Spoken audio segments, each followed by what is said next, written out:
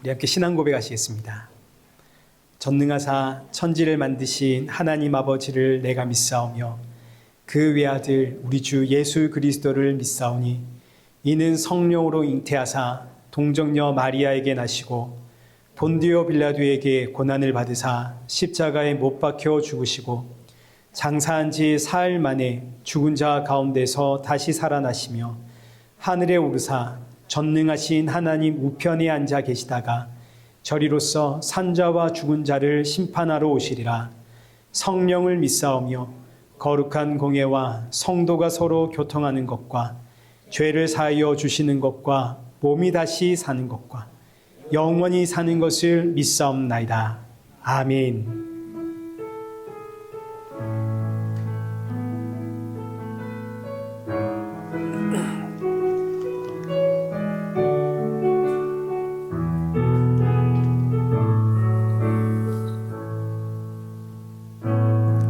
하늘에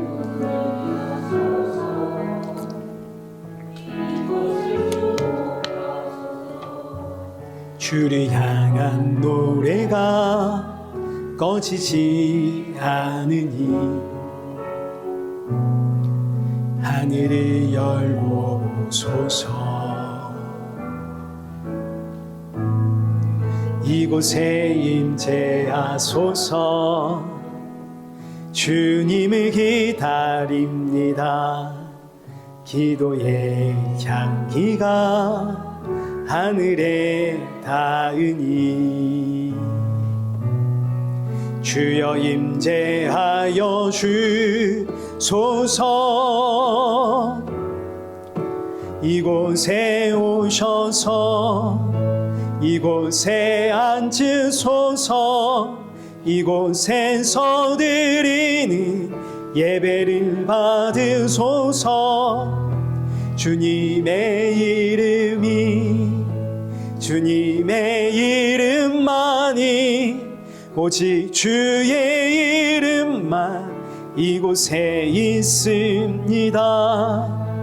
이곳에 오셔서 이곳에 앉으소서. 이곳에서 드리는 예배를 받으소서. 주님의 이름만이 오직 주의 이름만 이곳에 있음. 우리 이 시간 예배 앞에 서 있는 내 모습을 돌아보면서 오늘의 예배가 내 마음속에 담벼와 같은 예배가 되어지도록 내 마음의 문을 활짝 열어주시고, 그리고 함께하는 사랑하는 성도들에게도 새 힘과 위로와 안식의 예배가 되어지도록 이 시간 크신 은혜 부어주옵소서. 우리 함께 예배를 사모하는 마음으로 기도의 자리로 나아가겠습니다. 기도하겠습니다.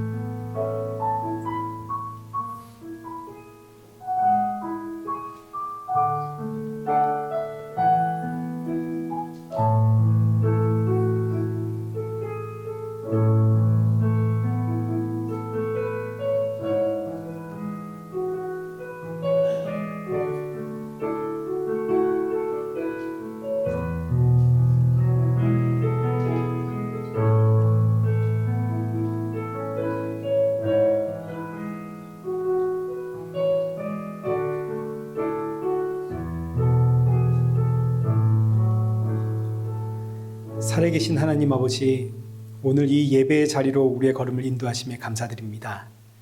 지치고 상한 심령들이 이 자리에 모였사오니 오늘의 예배가 사랑하는 성도들의 마음에 위로와 평안과 안식의 예배가 되도록 은혜 부어 주옵시고, 주가 주시는 생명의 말씀 붙잡고 새롭게 시작하는 이 한 주를 살아가며 날이 갈수록 예수 그리스도의 십자가의 은혜와 사랑이 더욱더 충만해져가는 우리 복된 성도들 되게 하여 주옵소서. 예수님의 이름으로 기도드리옵나이다. 아멘. 우리 함께 교독문 제6번을 교독하시겠습니다. 교독문 제6번입니다. 여호와여 일어나옵소서. 하나님이여 손을 드옵소서. 가난한 자들을 잊지 마옵소서.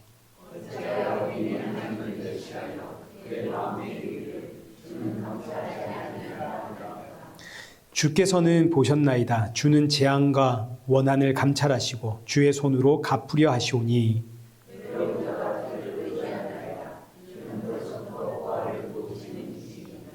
악인의 팔을 꺾으소서. 악한 자의 악을 더 이상 찾아낼 수 없을 때까지 찾으소서.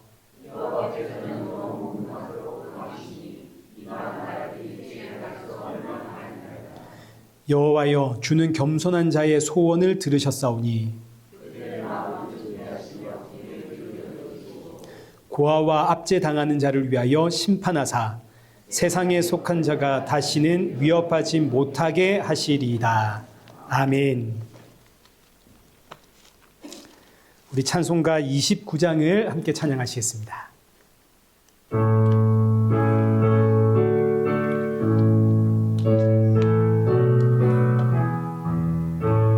서도여 다 함께 할렐루야 아멘. 주 찬양하여라 할렐루야 아멘. 주 보좌 앞에서 택하신 은혜를 다 찬송하여라 할렐루야 아멘. 만문을 열어라 할렐루야 아멘. 온 하늘 울려라 할렐루야 아멘. 인도자 되시며 친구가 되신 주 그 사랑 끝없다 할렐루야 아멘. 주 찬양하여라 할렐루야 아멘. 찬양은 끝없다 할렐루야 아멘. 거룩한 집에서 주인총 기리며 늘 찬송 부르자 할렐루야 아멘. 우리 함께 성경 봉독하시겠습니다. 우리 오늘 보실 하나님의 말씀은 에베소서 3장 7절과 8절의 말씀입니다. 우리 두 구절의 말씀이니까요. 우리 함께 한 목소리로 읽겠습니다. 시작. 이 복음을 위하여 그의 능력이 역사하시는 대로 내게 주신 하나님의 은혜의 선물을 따라 내가 일꾼이 되었노라. 모든 성도 중에 지극히 작은 자보다 더 작은 나에게 이 은혜를 주신 것은 측량할 수 없는 그리스도의 풍성함을 이방인에게 전하게 하시고. 아멘. 교회 소식입니다. 이제 이번 주간이 한국은 추석 연휴 기간입니다. 우리 한국에 계시는 우리 사랑하는 가족들에게 또 안부 인사 전하시고요. 다음 주는 여기 밴쿠버의 추석 아닙니까? 다음 주가 땡스기빙입니다. 이제 행복한 명절을 준비하실 때 이제 다음 주는 이제 파트락 준비를 해가지고 식사를 하자. 이제 그런 이야기가 나와서 우리 사랑하는 성도님들 이제 정성껏 맛있게 음식 준비해서 가져오시면 맛있게 이제 나눠 먹도록 하겠습니다. 감사합니다. 그리고 이제 말씀드렸다시피 이제 새로운 목장 개편 이제 오늘 있거든요. 제가 지금 이제 호명을 해보겠습니다. 호명을 하면 이제 이름이 불리면 이제 자리에 일어서서 내가 어떤 목장에 속해 있는가 이제 여러분 서로 얼굴 보고 확인했다가 이제 오늘 나중에 친교하고 이제 친교 마칠 때 서로 목장 모임 이렇게 가져서 이제 이렇게 좀 나누면 좋겠습니다. 제가 목장별로 해야 될 내용도 이렇게 좀 적어 왔으니까요. 이따가 친교 시간에 전달해 드리겠습니다. 자, 이제 한번 일어나 보십시다. 이제 첫 번째 목장입니다. 호명하면 일어서셔야 됩니다. 이숙자 권사님, 전미경 집사님. 자, 빨리 일어서십시오. 성경희 권사님, 윤영순 집사님, 장정란 집사님, 박재환 집사님, 서정인 집사님, 이민호 집사님. 자, 이제 일어서십시오. 자, 이렇게가 첫 번째 목장입니다. 자, 그러니까 이따가 나중에 이렇게 딱 모이시면 되겠습니다. 자, 이제 자리에 앉으십시오. 감사합니다. 나중에 나 무슨 목장이냐 이러시면 안 됩니다. 단디 들으셔야 됩니다. 단디. 자, 두 번째 목장 한혜주 권사님. 지금 자리에 없으신 분들은 나중에 알려주세요. 한혜주 권사님, 이희복 권사님, 박수자 권사님, 최유라 집사님, 김혜영 권사님, 최상동 집사님, 정성백 장로님, 그리고 이제 박 장로님, 이렇게 일어서 보십시오. 네, 이렇게가 이제 두 번째 목장입니다. 자, 얼굴 단디 보시고 이제 앉으십시오. 자, 이제 마지막 세 번째 목장, 오정숙 권사님, 심재경 집사님, 국명숙 할머니, 강영자 권사님, 윤경숙 권사님, 김희진 집사님, 박성수 집사님, 고흥욱 장로님, 허정도 집사님. 자, 이렇게가 이제 세 번째 목장입니다. 자, 보셨죠? 자, 앉으십시오. 제가 이제 한 6명 정도 되게끔 이제 했습니다. 8명이 지금 9명이 한 목장이거든요. 근데 이제 한국에 가시는 분들 많고 또 이렇게 빠지고 하시니까 평균 출석 6명 정도가 되게끔 이렇게 새 목장으로 맞췄으니까요. 이제 여러분 즐거운 목장 모임 우리 다시 또 가지시고 또 한 3, 4개월 하다가 또 목장 또 한번 바꿔보고 이제 그렇게 하도록 하겠습니다. 우리 이 시간 이제 뭐 제가 놓친 거 있나요? 뭐 있습니까? 우리 김희진 집사님 오늘 마지막 주입니까? 네, 우리 한국 가십니다. 내년에 오실 거죠? 네, 우리 큰 박수로 격려하시고 또 한국에서의 일정 잘하고 오십시오. 감사합니다. 그리고 우리 청년 목장은 지금 청년이 다 한국 돌아가고 이래가지고 청년이 없죠. 네, 그리고 이제 젊은 부부 목장 바꾸지 말자는 의견이 많아서 이제 젊은 집사님 목장은 그대로 유지되고 갑니다. 자, 우리 이 시간에 헌금 봉헌하겠습니다. 우리 전미경 집사님 헌금 봉헌 부탁드리겠습니다.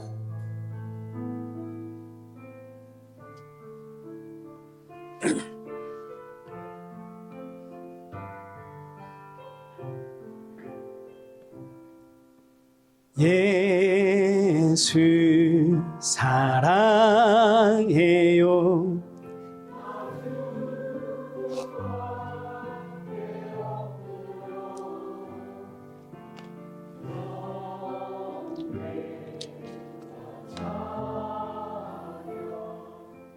왕께 드리네 할렐루야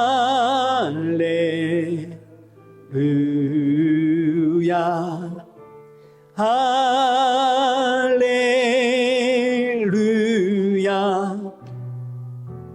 할렐루야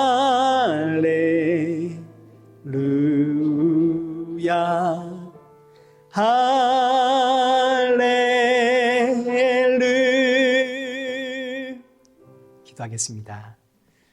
오늘 이 예배 자리로 우리의 걸음을 인도하신 하나님 감사합니다. 지난 한 주간 동안에 우리의 연약함과 완악함 용서하여 주옵시고 오늘의 예배 예수 그리스도의 십자가의 은혜로 설 수 있다는 사실을 기억하며 이 땅에 꿈과 소망과 비전 두지 않고 하나님 나라의 소망과 뜻을 두고 이 땅에서 나그네로 살아가는 성도가 되어지도록 우리 마음과 중심을 붙잡아 주옵소서. 이 시간 귀한 예물 준비하여 드립니다. 헌금을 준비할 때마다 날 위해 십자가에 죽으시고 부활하시고 그리고 다시 오실 예수 그리스도를 기억하며 주님께 드림이 나의 기쁨이 되고 나의 모든 것이 주의 것임을 고백하는 우리 성도 되게 하여 주옵소서. 예수님의 이름으로 기도드리옵나이다. 아멘. 우리 오늘 본문은 에베소서 3장 7절에서 8절입니다. 측량할 수 없는 하나님의 은혜라는 제목으로 오늘 본문의 말씀을 우리 함께 살펴보겠습니다. 먼저 지난주에는 3장 1절에서 6절까지의 말씀을 통해서 하나님의 은혜의 경륜은 무엇인지 그리고 그리스도의 비밀은 무엇인지를 우리가 살펴보았습니다. 하나님의 은혜의 경륜이란 무엇인가? 여기 1절과 2절 말씀에서 사도 바울이 내가 지금 감옥에 갇힌 것은 그리스도 예수의 일과 그리고 너희 이방인을 위한 것이다. 이것이 바로 너희를 위해 내게 주신 하나님의 은혜의 경륜이다. 이렇게 설명을 합니다. 이 의미는 하나님께서 사도 바울을 부르신 것은 단순히 사도 바울의 구원을 목적으로 한 것이 아니라 사도 바울을 예수님으로 충만케 하는 것이 목적입니다. 저와 여러분이 구원받아가지고 이걸로 끝난 것이 아니라 저와 여러분이 예수님으로 충만해지는 것이 목적입니다. 이를 위해서 하나님의 뜻을 따라 사도 바울이 감옥에 갇혔다 이거죠. 그러니 사도 바울이 지금 감옥에 갇힌 것은 사도 바울을 예수님으로 충만케 하시려고 사도 바울을 연단하시는 하나님의 손길입니다.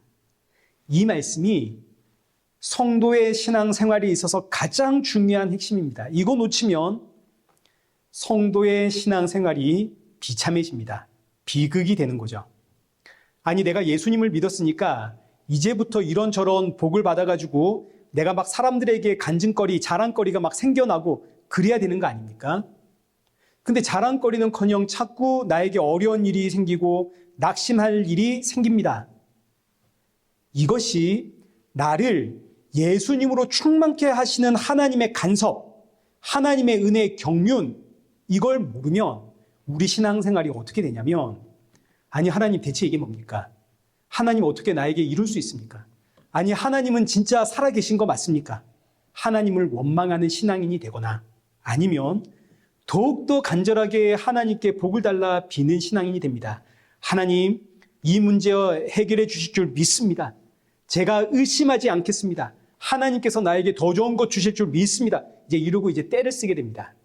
마치 아이가 마트에 가서 부모 앞에서 그냥 이거 사달라고 들어눕는 것처럼 이 문제 해결해 주실 때까지 나는 먹지도 않고 마시지도 않겠습니다. 식음을 전폐하고 금식이라는 이름으로 때를 쓰는 신앙인이 되어버리거나 아니면 이제 하나님과 거래를 하게 되는 거죠.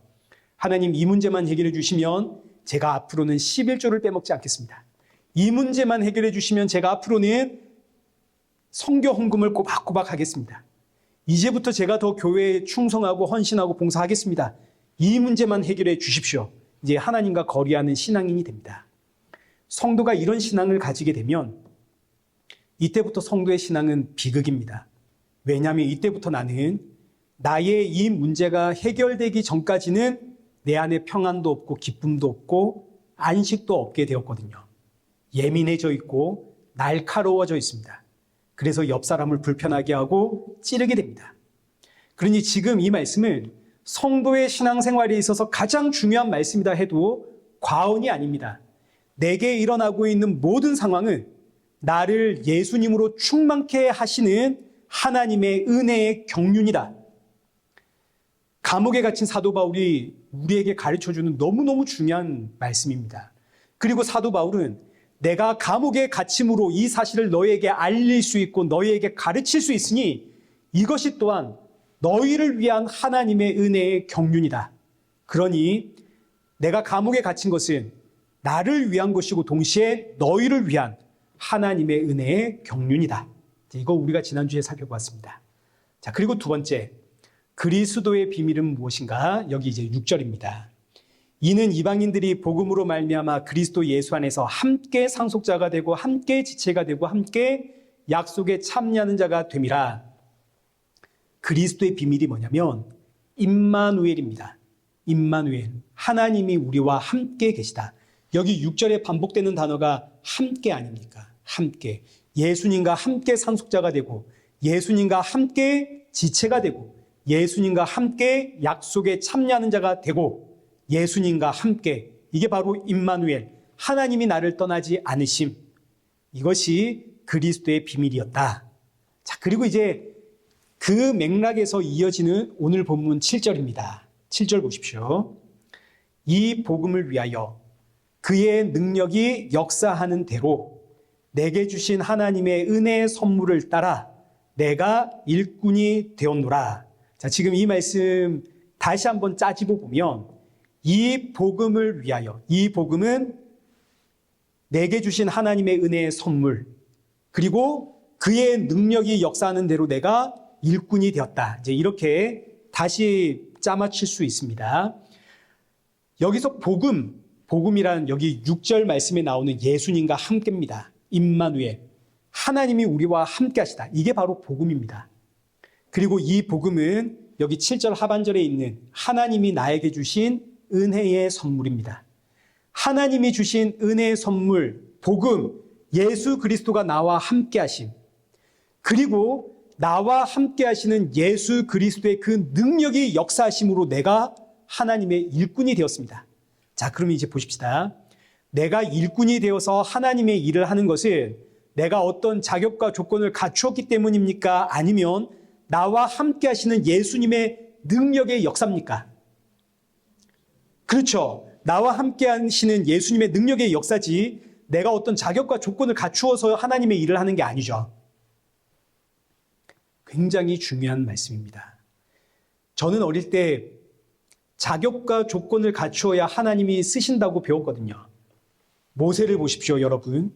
어려서부터 애굽의 왕실에 들어가서 애굽의 문화를 배우고 언어를 배우고 왕족으로서 하나님의 이 애굽의 나라를 다스리고 경영하는 법을 배우고 그러다가 광야에 가서 무려 80년 동안 광야 생활이 어떠한지를 배운 다음에 자격과 조건이 다 갖춰지니까 하나님이 그때 모세를 불러 사용하였다. 사도 바울, 그는 구약 성경의 정통한 학자고 로마 시민권자고 헬라어를 모국어처럼 하는 이방인 선교의 최적의 자격과 조건을 갖춘 사람이기 때문에 때가 되어 하나님이 그를 불러 이방인의 사도로 사용하셨다. 그러니 나를 부르실 하나님의 그 때를 기대하며 지금 내가 선 자리에서 자격과 조건을 갖춘 그런 성도가 되어라. 저는 이제 어릴 때 이런 이야기를 들으면서 성장을 했거든요. 아, 자격과 조건을 갖춰야 되는구나. 이게 굉장히 동기부여를 주는 말씀들입니다. 근데 여러분, 그렇지가 않습니다. 자격과 조건을 갖추었기 때문에 하나님이 모세를 사용하고 사도 바울을 사용하는 게 아닙니다. 이미 창세 전에 하나님이 모세와 사도 바울의 역할을 정해 놓으신 겁니다. 자, 보십시오. 사도 바울이 스데반을 죽이고 이제 막 살기가 등등해가지고 다메섹까지 예수 믿는 자들을 잡으러 갈 때 하나님은 이미 창세전에 사도 바울의 역할을 정해 놓으셨습니다. 그래서 성경이 무슨 이야기를 하냐면 사도 바울이 지금 살기 등등해가지고 예수 믿는 자를 잡으러 갈 때 하나님께서, 자 이제 사도행전 9장 13절 보십시오. 하나님이 아나니아에게 하는 이야기입니다. 아나니아가 대답하되 주여 이 사람에 대하여 내가 여러 사람에게 듣사온즉 그가 예루살렘에서 주의 성도에게 적지 않은 해를 끼쳤다 하더니 여기서도 주의 이름을 부르는 모든 사람을 결박할 권한을 대제사장들에게서 받았나이다 하거늘 주께서 이르시되 가라. 이 사람은 내 이름을 이방인과 임금들과 이스라엘 자손에게 전하기 위하여 택한 나의 그릇이라. 사도 바울은 하나님을 대적하고 예수 믿는 자를 잡아다가 죽이려고 하는데 하나님은 말씀하시기를 뭐라고 하냐면 그는 내 이름을 위하여 이방인들에게 내 이름을 증거하기 위하여 창세전에 이미 내가 택해 놓은 나의 그릇이다. 하나님이 이 말씀하십니다. 자격과 조건의 이야기가 아니죠. 그래서 이 사실을 깨달은 사도 바울이 우리에게 뭐라고 가르치냐면 빌립보서 3장 7절입니다. 그러나 무엇이든지 내게 유익하던 것을 내가 그리스도를 위하여 다 해로 여길 뿐더러 또한 모든 것을 해로 여김은 내 주 그리스도 예수를 아는 지식이 가장 고상하기 때문이라. 내가 그를 위하여 모든 것을 잃어버리고 배설물로 여김은 그리스도를 얻고. 자, 이 말씀 보시면 이 말씀은 이 땅의 모든 것은 예수님과 비교할 수 없다. 이제 이런 말씀도 되지만 동시에 이 땅의 그 어떤 자격과 조건을 갖추어도 하나님 보시기에는 그게 아무런 의미가 없다. 이런 뜻이 됩니다. 내가 갖춘 자격과 조건, 하나님 앞에서는 아무런 의미가 없습니다. 성도는 나와 함께 하시는 그 예수님의 능력으로 일을 하는 겁니다. 자, 이 의미는 예수님이 일을 하시는데 우리는 그분의 도구, 그분의 통로라는 이야기입니다. 마침 이제 오늘 우리가 목장 모임을 다시 편성하지 않았습니까? 여러분의 목장 어떤 분이 이끌어갈지 제가 모릅니다. 여러분 나중에 여러분들이 알아서 뽑으시면 됩니다. 근데 그 뽑힌 그분이 어떤 자격과 조건을 갖추었기 때문에 목장을 이끌어가는 게 아니죠. 우리 안에서 우리와 함께 하시는 예수님의 능력이 여러분의 목장을 끌고 가는 겁니다. 마찬가지입니다. 제가 어떤 자격과 조건을 갖추었기 때문에 우리 일의 교회를 끌고 가는 게 아닙니다. 여러분 아시다시피 제가 굉장히 허당 아닙니까? 빈틈이 많은 사람입니다. 그러나 제 안에서 역사하시고 여러분 안에서 역사하시는 그 하나님의 능력이 우리 일의 교회를 그리고 저와 여러분을 끌고 가시는 겁니다. 예수님이 강력한 힘으로 우리 일의 교회를 끌고 가시는데 우리 개개인 한 사람 한 사람과 함께 우리 각자를 예수님의 능력의 통로, 능력의 도구 삼아 일을 하십니다. 자, 그러니 여러분들은 지금 우리 저기 몇 사람 안 앉아 있죠. 근데 우리는 사실 이 일의 교회를 위해서 너무너무 중요한 역할을 하고 있는 중입니다. 아니, 목사님, 나는 아무것도 안 하는데요. 나는 왔다가 그냥 가는데요. 그렇지 않습니다. 여러분이 몰라서 그렇지 여러분이 지금 얼마나 교회를 위해서 귀하게 사용되고 있는지 모릅니다. 어떤 분들은 여러분들이 예배드리는 그 모습에서 위로와 도전을 받고 또 어떤 분들은 여러분의 말과 여러분의 행동에 정말 너무 상처를 받아가지고 시험에 들어서 이리 끙끙 저리 끙끙 앓다가 예수님으로 충만해져 갑니다. 그러니까 여러분이 잘했든 여러분이 못했든 여러분이 아무것도 안 했든 여러분은 지금 예수님의 능력의 도구로 사용되고 있는 중입니다. 우리 모두 예수님이 함께하는 우리는 모두 능력의 통로입니다. 이 자부심을 가지고 여러분 교회를 다니셔야 됩니다. 신앙생활 하시고. 자, 그리고 다시 여기 7절. 여기 7절 말씀 보시면 우리에게 은혜가 무엇인지를 알려줍니다. 이게 또 너무너무 중요한 말씀이거든요. 복음이 하나님의 은혜의 선물입니다. 하나님의 은혜의 선물은 복음뿐입니다. 이거 말고 다른 선물이 없습니다. 흔히 우리가 은사를 하나님의 은혜의 선물이라고 표현을 하는데 사실 엄밀히 이야기하자면 은사는 복음을 위해서 나오는 것이지 은사 자체를 은혜라고 하지는 않습니다. 쉽게 생각하시면 됩니다. 복음은 예수님 아닙니까? 예수님이 나와 함께 하심이 복음이죠. 내가 은사는 받았는데 예수님이 내게 없습니다. 그럼 이게 은혜인가요? 아닌가요? 이거 은혜가 될 수가 없죠. 혹은 내가 은사를 받아가지고 막 은사 이야기를 하다가 예수님이 뒷전이 되어버렸습니다. 혹은 내가 은사를 받아가지고 이게 너무 막 신이 나가지고 은사가 예수님보다 앞서버렸습니다. 자, 그럼 이게 은혜인가요? 아닌가요? 은혜가 될 수가 없죠. 은사는 하나님의 은혜가 되시는 예수 그리스도. 그 아래서 그 예수님을 위해서 나오는 것이지 은사 자체는 은혜가 아닙니다. 은혜는 복음, 예수 그리스도뿐입니다. 그리고 복음이란 임마누엘, 지금 이제 계속 반복되는 이야기지만 예수님이 나와 함께 하심, 하나님이 나와 함께 하기 위해 이 땅에 오셔서 십자가에 죽으시고 이제는 영으로 나와 함께 하심, 이게 이제 복음 아닙니까? 그리고 이것이 하나님의 은혜입니다. 그리고 우리가 가만히 생각해 보면 이거보다 더 큰 은혜가 없죠. 이 세상 무엇이 하나님이 나와 함께 하는 것보다 더 큰 은혜가 있겠습니까? 하나님이 나와 함께 하시는데. 자, 그런데 우리는 하나님의 은혜 이러면 어떻게 사용하고 있고 어떻게 생각하고 있는 걸 한번 생각해 보셔야 됩니다. 내가 지금 어렵고 힘든 일이 생겼거든요. 기도했더니 문제가 해결되었습니다. 혹은 전혀 내가 기대하고 있지 않았는데 막 일이 이렇게 저렇게 풀려갔습니다. 그때 우리는 하나님의 은혜라고 이런 표현을 씁니다.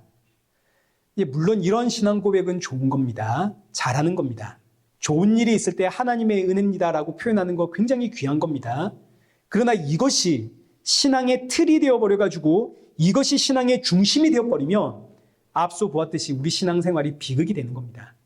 좋은 일이 있을 때 하나님의 은혜라고 감사하고 찬양하고 이게 이제 우리의 신앙으로 굳어져 버리면 그럼 내게 좋은 일이 없으면 나한테 문제가 생기고 어려움이 생기면 그때는 내게 은혜가 없다는 이야기가 되는 거죠.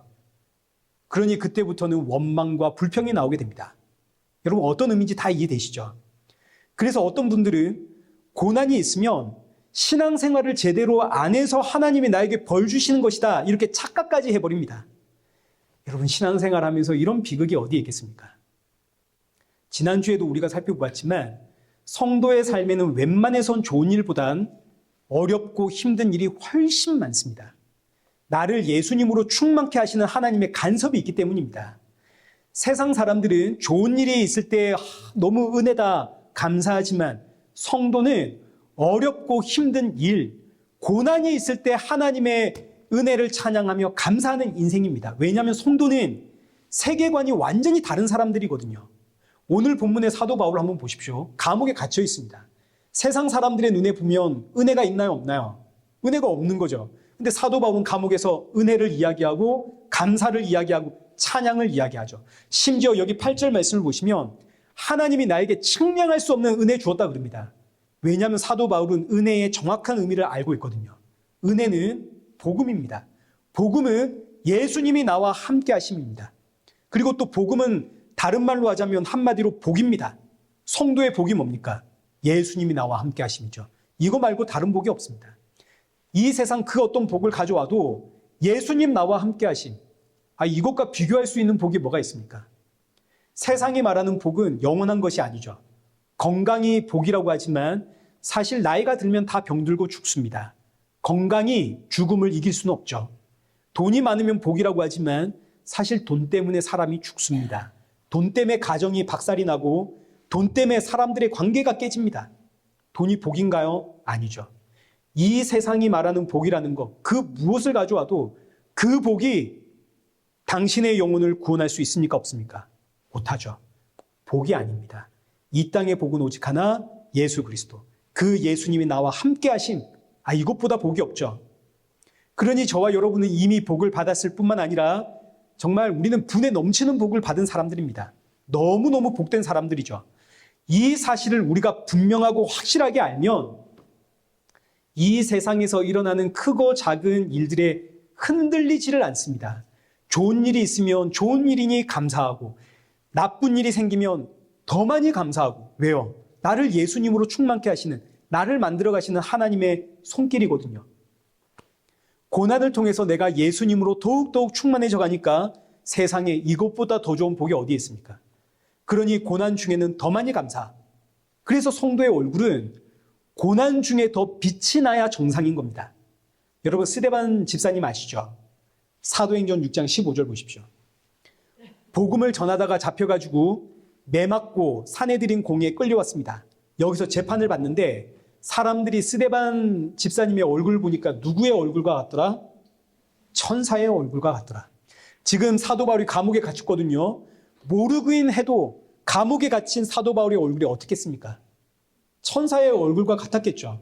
사도 바울이 감옥 속에서 얼굴을 찡그리고 힘들어하고 끙끙 앓고 이러면 사도 바울이 간수들에게 어떻게 복음 증가하겠습니까? 사도 바울이 천사와 같은 얼굴을 하고 있으니까 간수들이 대체 이 사람은 여기까지 와가지고 어떻게 이렇게 얼굴에서 빛이 날 수 있는가? 그리고 복음을 들을 거 아닙니까? 자, 그럼 이제 우리 얼굴 한번 보십시다. 지금 우리의 얼굴. 옆 사람 얼굴 보지 마시고 내 얼굴. 이제 생각해 보십시다. 아침에 거울을 봤던 내 얼굴 어떻게 천사의 얼굴 같으십니까? 아니죠. 물론 저는 천사의 얼굴입니다만은 왜일까요? 그 이유는 우리는 하나님의 은혜를 측량하고 싶어 합니다. 하나님의 은혜를 측량한다는 의미는 하나님의 은혜를 세상적 의미의 물질적인 개념으로 우리가 생각을 하고 있다는 뜻입니다. 하나님의 은혜를 물질적 개념으로 생각을 하니까 좋은 일이 있으면 너무너무 기쁘고 감사한데 나쁜 일, 힘들고 지치는 일, 이런 일들이 생기면 원망이 나옵니다.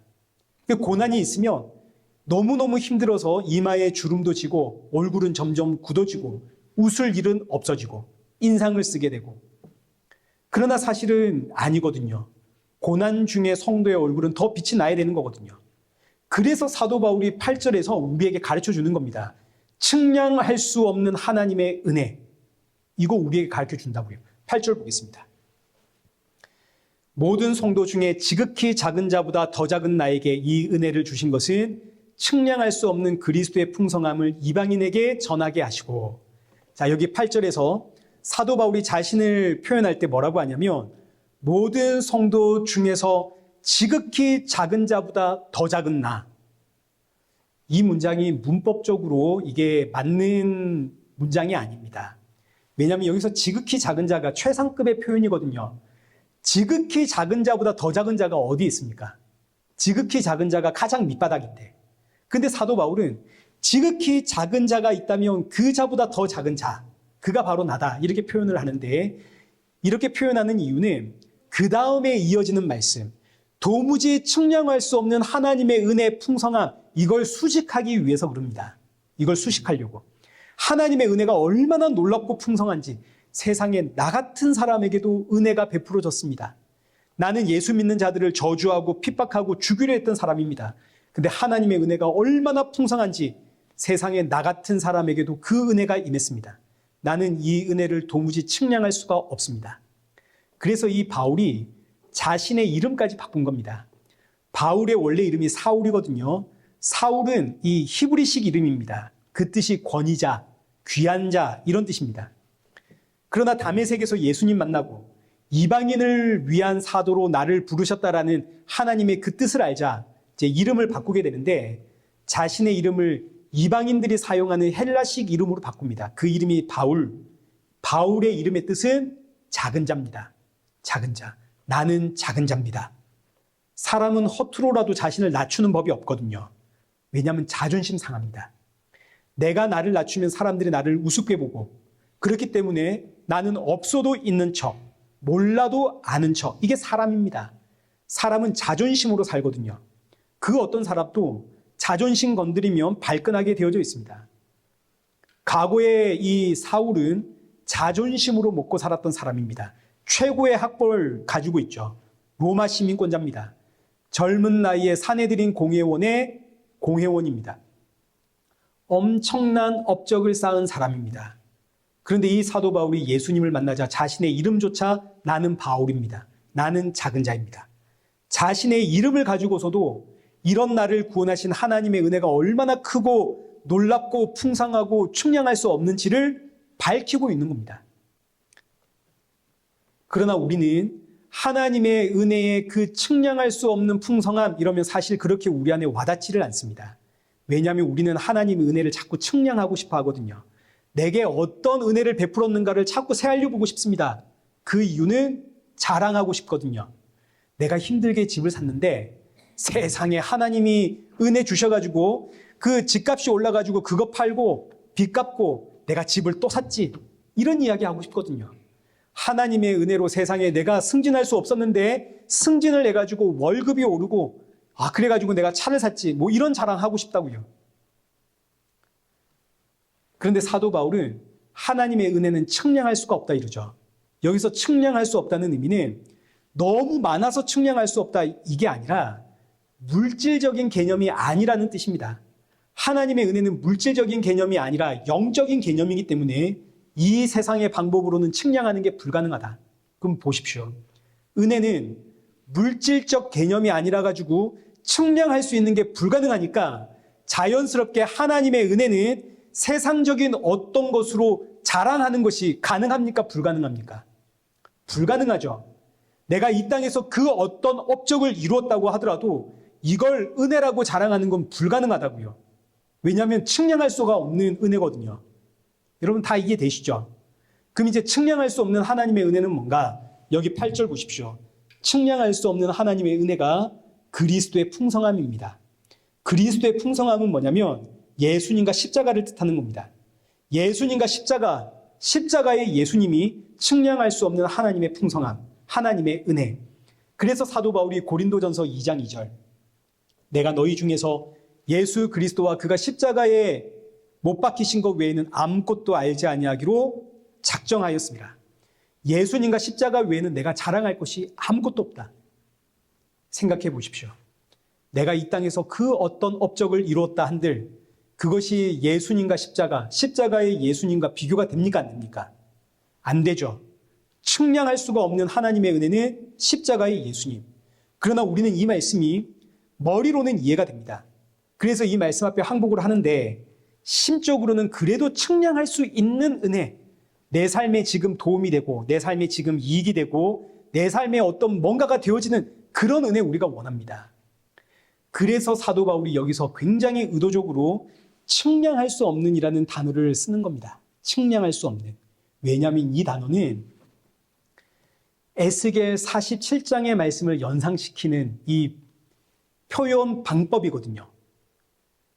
에스겔 47장은 성전에서 물이 흘러나오는데 이 물이 흘러가는 곳마다 생명이 살아난다는 말씀이 기록되어져 있습니다.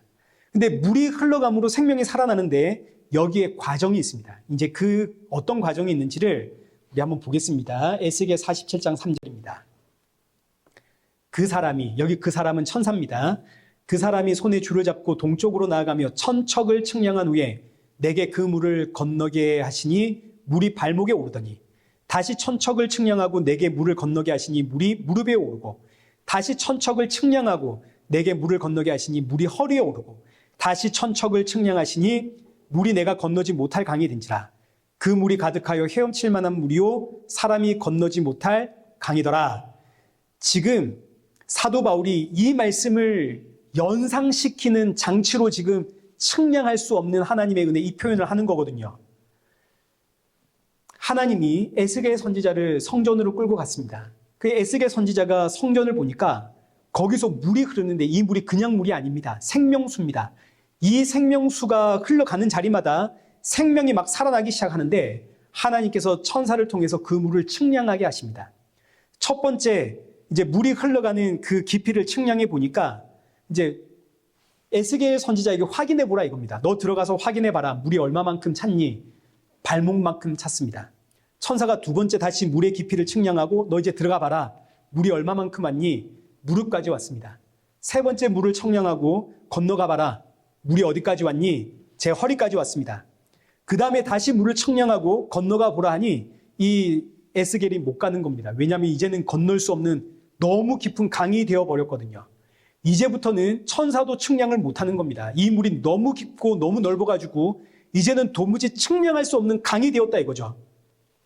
이 말씀을 예수님이 그대로 가져와가지고 자신에게 인용을 시킵니다. 요한복음 7장 37절. 누구든지 목마르거든 내게로 와서 마셔라. 나를 믿는 자는 성경의 이름과 같이, 여기서 이 성경이 에스겔 47장입니다. 성경의 이름과 같이 그 배에서 생수의 강이 흘러나오리라.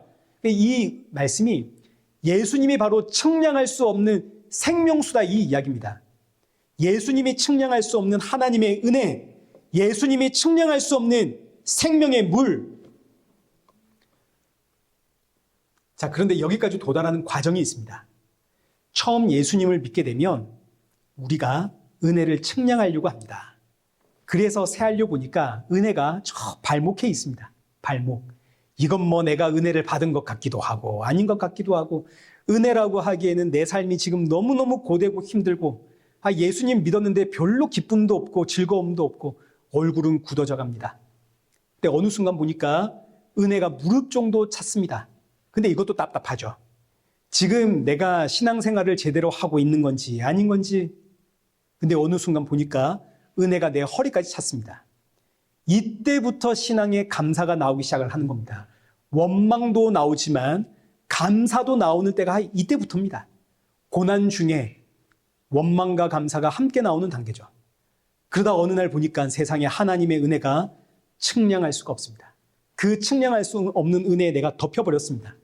나 같은 죄인을 구원하신 하나님의 은혜, 예수님의 십자가의 사랑, 이때부터 성도의 얼굴에 빛이 나는 거 아닙니까? 그래서 스데반이, 그래서 사도 바울이 얼굴에서 빛이 나고 고난 중에 감사가 더욱더 넘치고 고난 중에 더 많이 찬양하는 이것이 십자가의 예수님께로 나아가는 성도의 신앙생활의 과정입니다. 자, 지금 그럼 이제 우리 한번 보십시오. 우리 어디쯤 있나요? 하나님의 은혜를 지금 내가 세아리고 측량하고 있다면 이제 우리가 지금 발목이나 무릎 혹은 허리 정도에서 신앙생활을 하고 있는 겁니다. 저를 포함해가지고 대부분의 성도들은 잘해야 허리 정도에서 신앙생활을 하고 있는 거죠. 자, 그런데 여러분 보십시오. 여기까지 온 것도 내가 온 게 아닙니다. 내 실력이 아니고 내 의지가 아닙니다. 오늘 본문 7절 보십시오. 그의 능력이 역사하시는 대로입니다. 그의 능력이 역사하시는 대로. 나와 함께 하시는 예수님이 그 예수님의 능력으로 나를 끌어다가 지금 여기까지 세우신 겁니다. 바다를 생각해 보십시오. 바다가 육지와 가까우면 가까울수록 바닷물의 깊이가 어떻게 깊어집니까? 얕아집니까? 얕아지죠. 육지에서 멀어질수록 바다는 깊어져 가는 거 아닙니까? 우리는 이 육지, 이 땅에서 살고 싶은 인생입니다. 이 땅에서 그냥 복받고 그냥 이 땅에서 어떻게 해서든 잘 먹고 잘 살고 싶은 우리 그런 인생입니다. 그런데 보십시오. 정신 차려 보니까 나 지금 어디에 있나요? 물 속에 있죠. 내 발목이 물에 잠겨 있는 겁니다. 지금 나 여기 있으면 안 되는데 힘을 다해 땅을 향해 걸어가고 있는데 정신 차려 보니까 나 어느새 무릎까지 깊이 들어와 있습니다. 야, 이러면 안 되는데 이러고 있는데 보니까 어느새 내가 허리까지 빠져 있습니다. 점점 육지에서 멀어져 가는 내 의지가 아닙니다. 난 이 땅에서 잘 살고 싶거든요. 근데 자꾸 더 깊은 물속으로 빠져갑니다. 왜냐하면 지금 이 반대편에는 측량할 수 없는 하나님의 은혜가 되시는 예수님이 나를 지금 잡아당기고 계시거든요. 이게 은혜입니다. 우리는 결국 날 향한 그 예수님의 열심, 그 예수님의 의지에 의해서 측량할 수 없는 하나님의 은혜의 바다에 잠기게 되는 겁니다. 나를 지금 여기까지 끌고 오신 예수님, 그 예수님이 이제 곧 완성하실 겁니다. 우리를 그 은혜의 물에 완전히 잠기게 하는 날, 그날이 우리가 예수님 다시 만나는 날입니다. 자, 그러니 보십시오. 우리는 어차피 잠기게 되어 있습니다. 그럼 이제 어차피 잠기게 되는 거, 어차피 끌려가는 거, 버티면 버틸수록 누구 손해입니까? 내 손해죠. 버티면 버틸수록, 내가 힘을 주면 줄수록 내 손해 아닙니까? 세상을 바라보면 바라볼수록 누구 손해인가요? 내 손해죠. 그러니 주의 이끄심에 빨리 항복하고 방향 틀어가지고 예수님의 십자가로 나아가는 게 성도의 형통입니다. 성도의 형통은 이 세상에서 막 잘되고 잘 살고 이게 아닙니다. 세상을 향해 나아가면 내가 더 힘들어진다는 걸 알기에 방향을 틀어서 예수님께로 나아가는 게 성도의 형통입니다. 사랑하는 성도 여러분, 형통한 성도가 되십시오. 세상이 줄 수 없는 평안과 기쁨과 위로와 안식이 여기에 있습니다. 새롭게 시작하는 이 한 주, 이 땅 보지 마시고 우리는 이 땅에 어차피 나그네입니다. 그러니 기꺼이 측량할 수 없는 하나님의 은혜가 되시고 우리의 본향이 되시는 예수님께로 나아가는 그런 복된 저와 여러분 되시기를 축원합니다. 살아계신 하나님 아버지, 우리는 너무너무 연약하여 자꾸 세상의 물질적인 은혜를 찾으면서 주가 주신 은혜를 헤아리고 싶어 합니다. 이런 우리의 연약함에도 불구하고 주께서 우리를 붙들고 예수님으로 충만케 하시고 예수님 닮아가게 하시니 감사합니다. 나의 모든 순간이 주께서 나를 연단하시는 주의 복된 간섭하심임을 알기에 고난 중에 더욱더 감사하고 찬양하며 고난 중에 더욱더 빛이 나는 성도가 되어지도록 이 한 주도 성령의 충만함 부어 주옵시고 날이 갈수록 더욱 예수님 닮아가고 더욱 예수님의 증인이 되어져 가는 우리 성도가 되어지도록 우리를 연단하여 주옵소서. 예수님의 이름으로 기도드리옵나이다. 아멘. 이제는 우리 주 예수 그리스도의 은혜와 성부 하나님의 크신 사랑과 성령 하나님의 위로교통 충만하심이 맡기신 사명에 충성하며 주신 은혜에 더 많은 감사와 찬양과 영광을 돌리며 주님 만날 그날 사모하며 살아가는 우리 이레교회와 성도들과 온 세계 교회 머리 위에 이제로부터 영원토록 함께 있을지어다. 아멘.